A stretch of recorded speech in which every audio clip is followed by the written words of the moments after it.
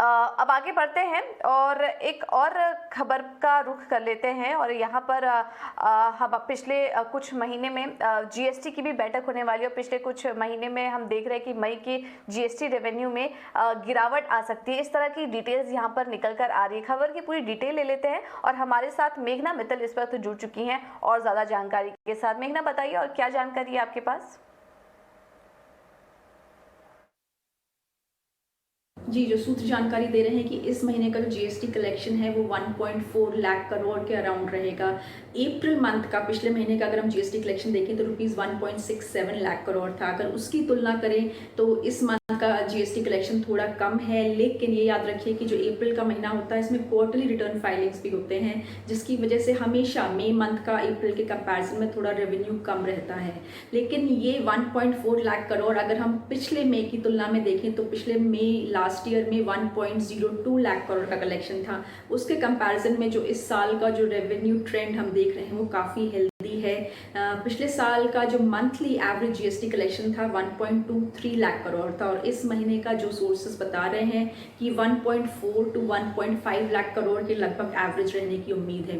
ये भी याद रखिए कि जो इस साल काफ़ी एक्सेस एक्सपेंडिचर गवर्नमेंट को करने पड़ रहे हैं इन्फ्लेशन को बैटल करने के लिए, चाहे वो एक्साइज ड्यूटी कट हो गया, चाहे वो एडिबल ऑयल ड्यूटी कट्स हो गए या फिर इंक्रीज्ड जो फर्टिलाइजर सब्सिडी हो गई, फूड सब्सिडी हो गई, उसको देखते हुए जो ये एडिशनल रेवेन्यू, एक्स्ट्रा रेवेन्यू आ रहा है गवर्नमेंट के पास जीएसटी का, उससे काफ़ी हेल्प मिलेगी गवर्नमेंट एक्सचेकर को।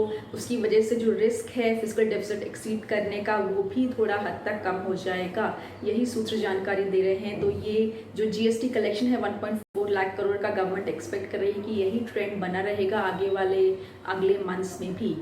तो बड़ी जानकारी आ रही है कि 1.4 लाख करोड़ इस मंथ का जीएसटी कलेक्शन रहेगा। बिल्कुल, बहुत बहुत शुक्रिया मेघना आपका ये सारी जानकारी देने के लिए। तो इसके मुताबिक देखिए मई का जो जीएसटी रेवेन्यू है वो 1.4 लाख करोड़ संभव है और अप्रैल के रिकॉर्ड ऊंचाई से जीएसटी रेवेन्यू में थोड़ी गिरावट आ सकती है, ये आपको अभी मेघना ने बताया। चलिए अब आगे बढ़ते हैं और कुछ ब्रोकरेज हाउस के रिपोर्ट्स पर एक बार फिर से रिव्यू कर लेते हैं। वामाक्षी हमारे साथ जुड़ चुकी हैं पूरी जानकारी के साथ। वामाक्षी, बताइए सुबह जो ब्रोकरेज हाउस की रिपोर्ट्स आई थी अभी उनके क्या हालात है, किन स्टॉक्स में एक्शन देखने को मिल रहा है उसकी वजह से? जी, सिटी ने पेज इंडस्ट्रीज पर खरीदारी की राय बरकरार रखी थी और लक्ष्य रखा था 49,000 प्रति शेयर का। कंपनी के चौथे तिमाही के नतीजे आए थे और नतीजे अनुमान से काफ़ी मजबूत नजर आए। पेज इंडस्ट्रीज को नए कस्टमर के एक्विजिशन से भी फायदा होता हुआ नजर आ रहा है और इसी वजह से सिटी ने पेज इंडस्ट्रीज पर खरीदारी की राय बरकरार रखी।